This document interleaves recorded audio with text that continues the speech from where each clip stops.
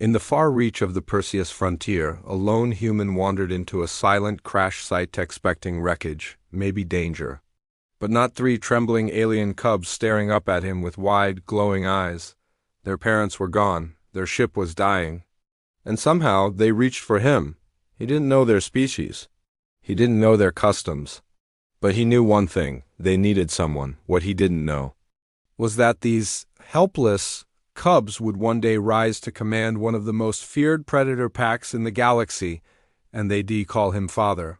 If stories about humanity's heart, grit, and wild courage spark something in you, hit like and subscribe. It helps more people discover these hfyTales. And hey, share it with someone who loves sci-fi with real emotion behind it. Now let's break down how this unbelievable story unfolds. The storm had barely settled when Jalen North, one of the few human surveyors brave enough to map the Perseus Frontier on foot, saw the smoke. It curled upward in thin, desperate ribbons too controlled for a wildfire, too chaotic for a distress beacon. Curious and honestly a little uneasy, he followed it across the cracked orange plains until the shape of a ruined starship rose from the dust like a wounded beast. The hull was torn open, metal still hissing from the heat. Something terrible had happened here, though the silence made it feel like the whole scene was holding its breath. Jalen stepped inside, expecting Badas. But he didn't expect the sound he heard next: a tiny chirp, then another, then a trembling chorus. Three cubs, fur dark as midnight, eyes glowing like twin suns, were huddled behind a broken console. Their parents lay nearby, unmistakably gone. Yet the cubs didn't flee. Instead, the smallest crawled toward him, letting out a soft, desperate trilla sound that felt too close to grief. Jalen froze. Why him? Why trust a stranger from another species?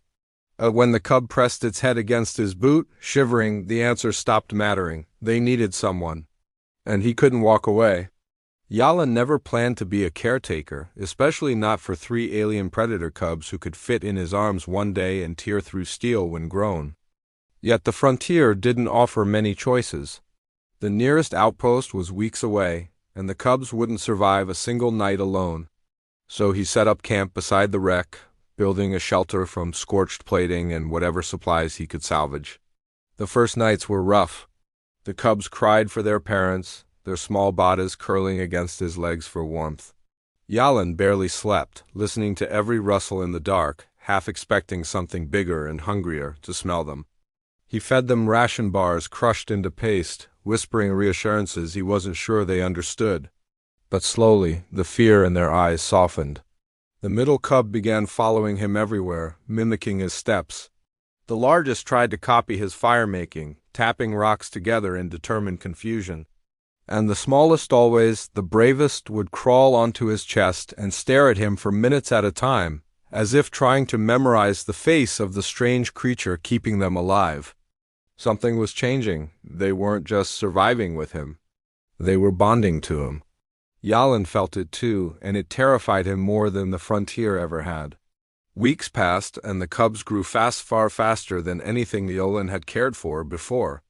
Their teeth sharpened, their muscles thickened, and their playful wrestling sometimes shook the entire camp. Yet despite their rising strength, they stayed gentle with him, almost reverent. That was the first sign that something about them wasn't ordinary. The second sign came buried inside the wrecked ship. While scavenging for tools, Jalen found a sealed terminal still faintly powered. Most files were corrupted, but one hologram flickered to life, a towering creature, with the same glowing eyes as the cubs, dressed in ceremonial armor. Symbols etched along the armor looked ancient, authoritative, almost royal. The hologram spoke in a language Jalen couldn't fully decipher, but a few translated words stood out. Heirs, blood mark, ascension line. He stared at the cubs, suddenly seeing them not as orphaned strays, but as children of a lineage the galaxy clearly respected or feared. But what was a royal family doing traveling alone through the frontier? And who or what had attacked them? That night, as the cubs slept curled against him, Jalen couldn't shake the feeling that others might already be searching. Not rescuers, not guardians, hunters, and if they found the cubs, the frontier wouldn't be quiet for long. The first warning came as a vibration in the ground, subtle, rhythmic, too deliberate to be natural. Jalen felt it through his boots before he heard the low, predatory hum of engines dropping from the sky. The cubs sensed it too. Their ears pinned back, their bodies pressed close to him, instincts screaming danger. A shadow swept across the plains. Then another. 3 ships descended in a triangular formation, their hulls marked with jagged clan symbols Jalen didn't recognize, but the cubs did. The largest cub let out a rumble he had never heard before. Not fear, defiance. These weren't rescuers. These were the killers. The ships landed with a hiss, and armored figures emerged, tall, muscular, built like walking weapons. Their movements were precise, almost ritualistic. They scanned the wreck, sniffed the air, then turned toward Jalen's camp with a unified, chilling purpose. Jalen's heart pounded. He had no heavy weapons, no backup, no advantage except the terrain and his stubborn refusal to abandon the cubs. He shoved them behind a rock outcrop and whispered, "Stay low." No matter what. He stepped into the open, hands raised, mind racing for options. The lead hunter tilted his head, sniffed, and spoke a single word, "Bring us the heirs." And suddenly, everything Jalen feared became real. Jalen didn't answer the hunter. Instead, he backed up a step, subtle, controlled, ready to draw their attention away from the cubs. But the hunters were bred for bloodlines, not mercy. They fanned out, forming a tightening circle, their claws humming with energy. Then everything happened at once.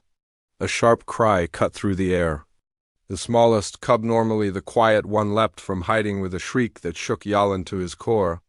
The other 2 followed, moving with a speed and force he had never seen. Their bodies weren't cub-like anymore. They moved like young predators awakening to their lineage. The hunters froze. Then their leader whispered, almost reverently, "The blood mark." Activated. The cubs stood in front of Jalen, fur bristling, eyes blazing with a royal fire passed down through generations. They weren't attacking, they were claiming, protecting, declaring their allegiance, not to a clan, not to a bloodline. But to him, the hunters hesitated, shaken by the display. Jalen used that moment to shout a warning, grab a flare charge, and detonate it behind them. The explosion echoed across the plains, forcing the hunters to retreat to their ships. When the dust settled, the cubs pressed against him, taller now, stronger, fierce in a way that made the air hum. Someday they would rule. Someday their names would shake empires, but they would never forget the human who raised them. And the galaxy would learn the truth. Predators raised by humanity don't just lead packs, they change the fate of entire worlds.